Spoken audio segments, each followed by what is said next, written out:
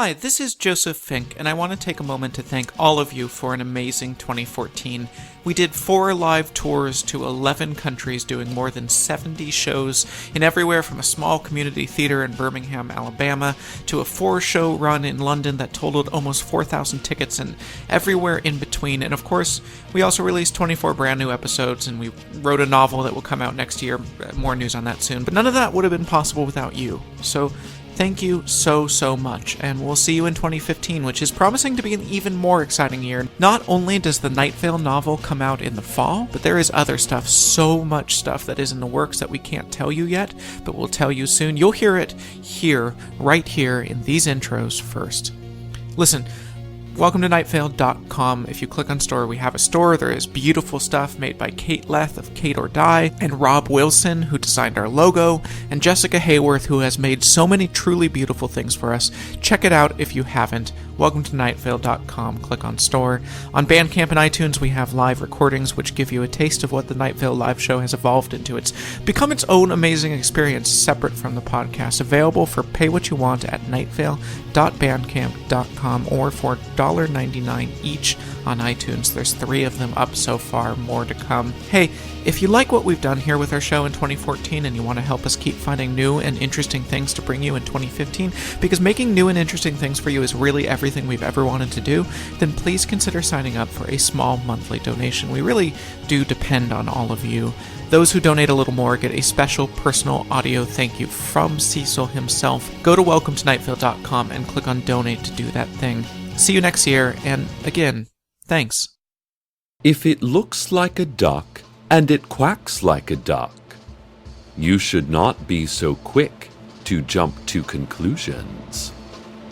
Welcome to Найт-Вейл.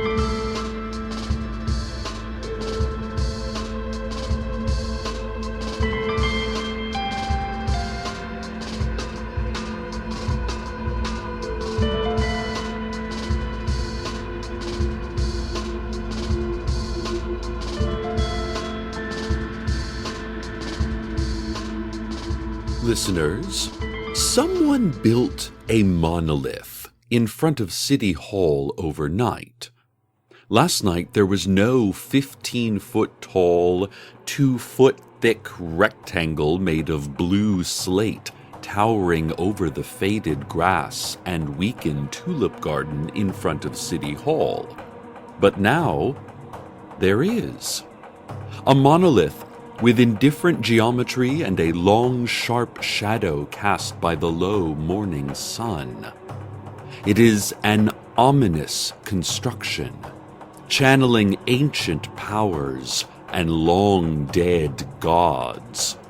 Perhaps it is even connected to our primordial extraterrestrial ancestry. And now, just a few days before Christmas, this looming dark stone shows up mysteriously in the night, casting scornful shadows across both our dreams and our primitive understanding of the world. It's super festive, and I love it. Whoever put that thing up, good job. It must weigh 20 tons? Don't know how you did it, but way to get us all into the holiday spirit. I talked to Carlos the other night, listeners. He's still trapped in the... not trapped. I told him I'd stop saying he's trapped in the desert otherworld. He is doing work there.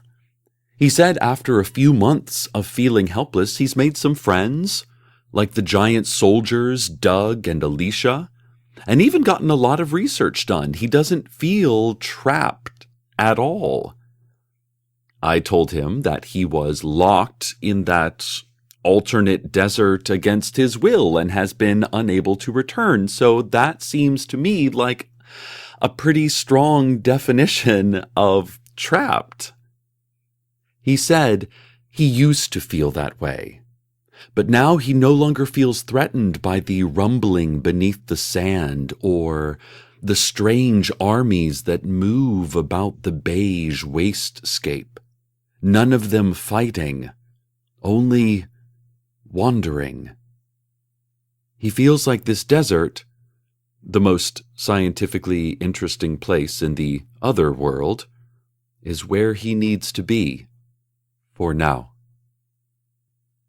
He quoted that old adage, "When God closes a door, God opens a window, then God cracks a few knuckles, then God kicks a pine cone up the sidewalk, God also chews a whole bunch of gum, God recently quit smoking and is really fidgety."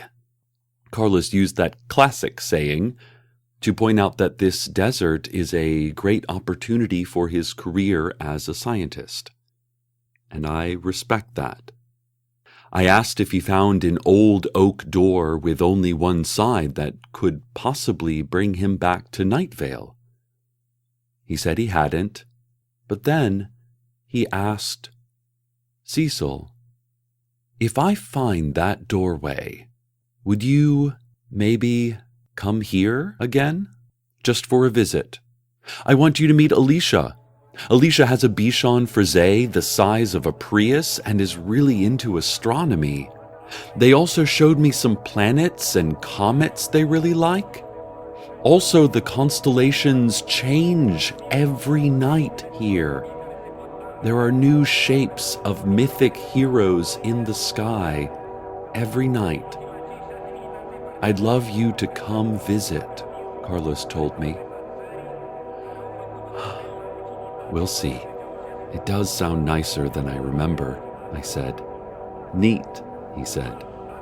"I'd love to be near Carlos again. We've had a great time talking nearly every night, but it's hard to know how much meeting eyes or touching hands means until it's gone. Plus, I could use a vacation. Other than that brief escape through the same desert otherworld this spring, I don't think I've been out of Найт-Вейл since... Wow, Lufnarp? Svits. Oof. Time flies, comma, is weird. Oh, big news. This Wednesday afternoon is the opening ceremony of the revitalized Old Town Drawbridge. Because of massive setbacks 2 years ago and a complete lack of a body of water that would even necessitate a drawbridge, the opening was delayed by 14 years, including a budget increase of over $20 million. So, technically, we're still 12 years away from completion, but the City Council thought we might as well have the opening ceremony now. We've already burned through the $20 million, the City Council announced in unison via a conference call from a cruise ship. The council were all wearing matching sunglasses and floppy hats and drinking a pastel liquid through long curly straws out of one large pineapple. The opening ceremony will be held in a collective shared daydream Wednesday afternoon, so make sure you're doing something that is unchallenging both physically and mentally on Wednesday, so you can drift off into this fun community dream event. We're starting to get complaints about the new monolith that appeared overnight in front of City Hall. The monolith has begun to hover. I mean, not by much. Don't freak out over a hovering monolith. It's like 2 or 3 inches. Not a full foot or more. The complaints, though, are not about the hovering. They're about the placement of the monolith. Our town, and country for that matter, was based on the separation of ancient, long-dead religions and state. Juanita Jefferson, head of the community organization Найт-Вейл or Nothing, announced her group's protest against a prominent symbol of old gods and possibly our primordial extraterrestrial origins being displayed on government property. The city council retorted by slurping their cocktail loudly from the still active Skype connection on a nearby Acer laptop that no one knew how to turn off. Jefferson added, "Trees, they are us," then bit into a small metal pipe wrapped in a hot dog bun. While she chewed, we could still hear her speaking clearly. "Trees,"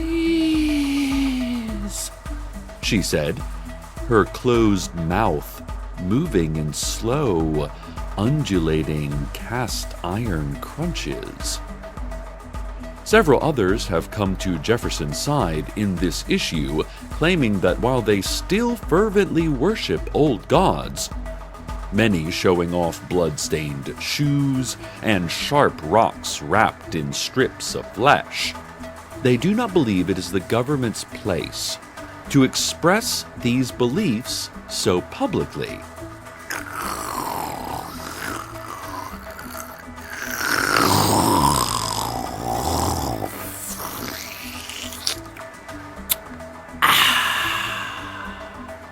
Came the city council's reply from the computer. More on this controversy as it grows out of hand. But first, a word from our sponsor. Today's show is brought to you by Silent Self-Reflection. Are you aware of what's inside of you? No, not soft meats and deadly microorganisms. More than that. What makes you, you? How are you able to acknowledge that you are even a thing, separate from the rest of the universe? Do you find yourself casting about in the white noise of the living world, your eardrums clogged with the filth of existence? We, here at Найт-Вейл Community Radio, recommend Silent Self-Reflection. Give it a try. Here's some silence.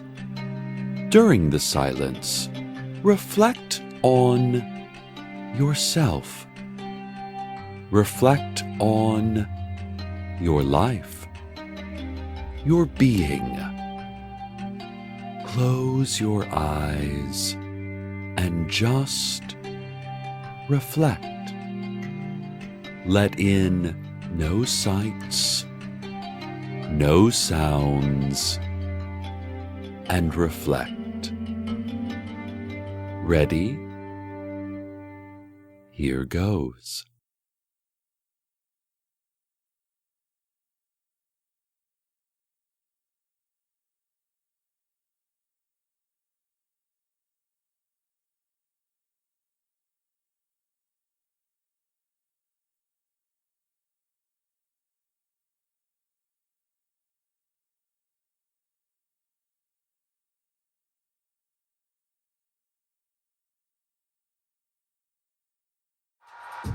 Did you reflect? That was a long silence, right? Do you know how long that silence was? It was 2 weeks. You've been unconscious for 2 full weeks. You've been pronounced legally dead. Your family misses you, but you're finally free to be the living ghost you've always dreamed of being. Congratulations. Enjoy a life free of legal consequence. And now, an update on the monolith. Some protesters have shown up at City Hall carrying signs against the monolith. The signs read, "No monoliths on city property," and then a slash through that phrase. Which is confusing because that seems like a double negative, but when you look closely, there's also a line through the no part, so it's a triple negative, which reduces down to a single negative. There are other signs that are just painted solid colors, so it looks like the monolith has lost the support of the abstract expressionist community as well. Fortunately, the sheriff's secret police have already gently kettled the protesters into a fenced-in section of a distant parking lot where no one can see or hear their protests, thus keeping public order and still allowing for freedom of speech. A win-win. Counter-protesters have also arrived in support of the monolith, demonstrating their distaste for people against the monolith. They are holding signs that have a picture of a monolith, or maybe it's the letter I or L or the number 1. It's hard to say, what with sans serif fonts being all the rage these days. Police have placed the counter-protesters into a pen next to the original protesters and covered both pens with an opaque and soundproof velvet drape. Oh, we're getting word that the monolith is vibrating and loudly humming. Also, it's glowing. But I don't know. I can't feel or see that, so not really my problem, now is it? Let's have a look at sports. The Найт-Вейл High School Scorpions had a rough 2014 season. It was capped off by a scandal involving junior running back Malik Herrera. The Scorpions had to forfeit all wins in which Herrera played because he violated district rules by never truly existing. One of the team's best defenders, senior safety Jessica Lexington, was sidelined most of the season with spinal parasites she got in late September after refusing to yield on a highway off-ramp. Additionally, sophomore quarterback Henry Lexington, Jessica's younger brother, struggled in his first season as a starter. By year-end, he showed some improvement, as Coach Nazar Al-Mujahid worked with Lexington on holding the ball with his own hands and throwing the ball with his own arms, not other people's, as he had been doing early in the season. But on the bright side, it looks like former Scorpions quarterback Michael Sandero has gone on to great success after graduation. Many of you know Michael was recruited by a university called Michigan.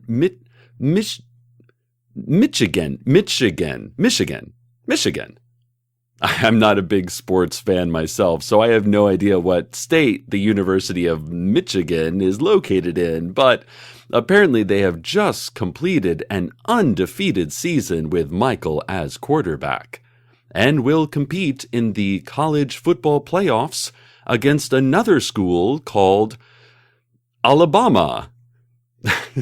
Again, sounds like a private school. I've never heard that name before. Michigan is favored to win the title this year, and Michael is a front-runner for the Heisman Trophy, given to college football's best player. His control over weather elements and powerful pyrokinesis skills proved invaluable to a previously struggling Michigan offense. Good luck, Michael. Your hometown is cheering for you. An update on the glowing and shaking monolith. The earth below it has split open, and the secret police have issued a statement saying they regret silencing the original protesters. They have since let the protesters out, asking them to protest a little harder. Also, protest closer to the monolith, okay? The secret police shouted at the confused protesters, whose eyes were still adjusting to the bright daylight after being in a dark pen all afternoon. Try getting right up on the thing and protesting, the officers called from behind their cruisers. The secret police also asked counter-protesters to try talking to the monolith. You like it so much, why don't you marry it? The secret police teased, before adding, no, seriously, go talk to that thing, okay? It is freaking us out. But all protesters have scattered from the scene. The monolith is now shaking violently.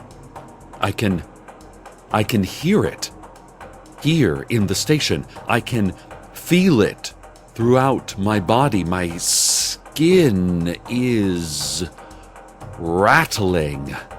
I can see the great green glow. It is so bright, the cement walls of our station seem almost to be fading. So, as our physical being becomes either rent into atomic mist or subsumed by a sphere of cosmic energy, let me, in my final act as a tangible being, bring you today's weather.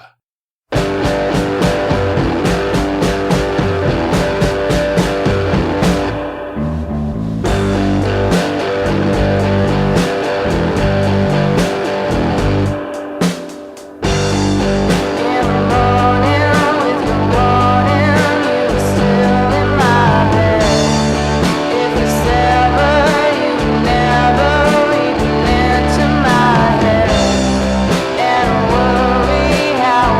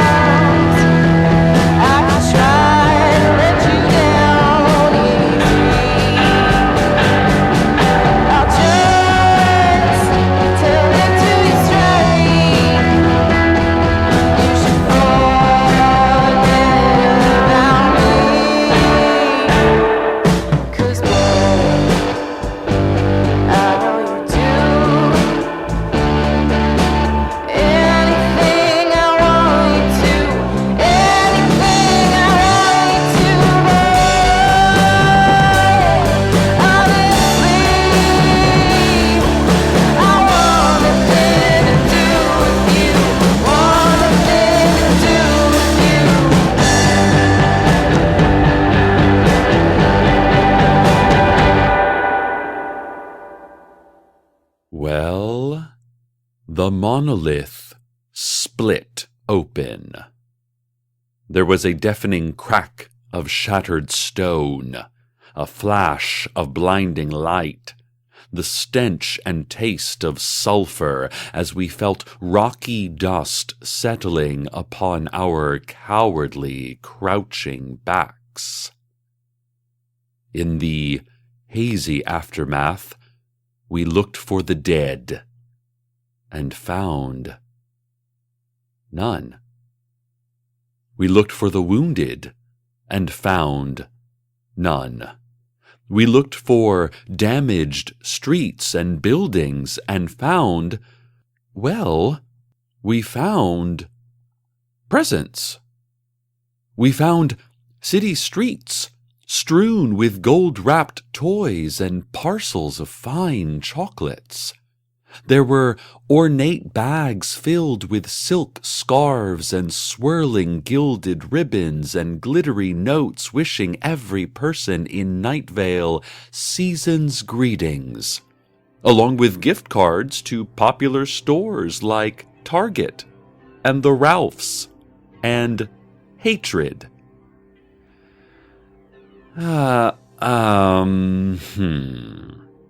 Look. I hate to rant, but given that Найт-Вейл long ago abolished materialism, this seems like a cruel holiday prank. I'm glad no one was hurt, but this whole monolith thing was really annoying. It was not a deadly threat to our city or our lives. Merely a time-wasting tribute to the worst qualities of the old gods. It took most of the afternoon to clean this mess up, but thankfully, it's all been swept away and dumped into the landfill. The city council, upon hearing of the storm of holiday presents upon our town, swiftly and nobly returned from their tax-funded island vacation, and offered their condolences for us having to witness this consumerist assault. They reminded us that Santa is a CIA-created myth, and that the holidays shouldn't be about buying things or getting things or even giving things. Christmas, they chanted in unison, is about being a little less distrustful of neighbors, of casting our eyes down more respectfully when we pass hooded figures or people wearing some kind of official-looking firearm. Christmas is about being at home with family. Doors locked, everyone speaking clearly and within range of the hidden cameras. At that moment, a low-flying police helicopter passed over City Hall, its searchlight frantically flashing across the terrified faces of every single citizen. It was truly a magical Christmas moment, and the whole crowd winced with holiday cheer. One lone person asked, "But isn't Christmas a religious holiday? Should the city really be promoting a religious holiday?" The city council quickly replied, "Not any religion that we're aware of," and the secret police kindly ushered that grumpy Scrooge off to a less public place. Найт-Вейл. Sometimes we see something strange and different, and our first reaction is to loathe and fear it, to bring rage and scorn against its very being, but that's not the Christmas spirit. This is the time of year we must learn to not shout down things we don't know or understand, but simply hide from them and later pretend they were never there at all. And today, we mostly did that. We mostly did good. Найт-Вейл? Maybe it will be a Merry Christmas for everyone. Maybe this is an auspicious start to the holidays. Hey, that's the best part about the future. Anything you want to be possible is possible, as long as you don't think about it too hard. Stay tuned next for the sound of something clawing its way out of your chest. Good night, Найт-Вейл. Good night.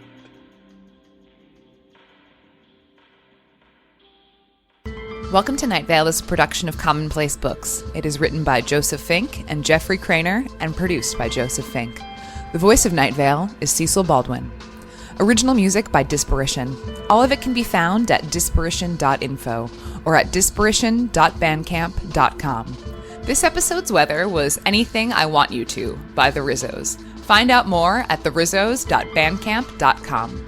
Comments, questions, email us at nightvale@commonplacebooks.com or follow us on Twitter at Найт-Вейл Radio. Check out welcometonightvale.com for more information on this show, as well as all sorts of cool Найт-Вейл stuff you can own. And while you're there, consider clicking the donate link. That'd be cool of you. Today's proverb. It's not the size of the dog in the fight.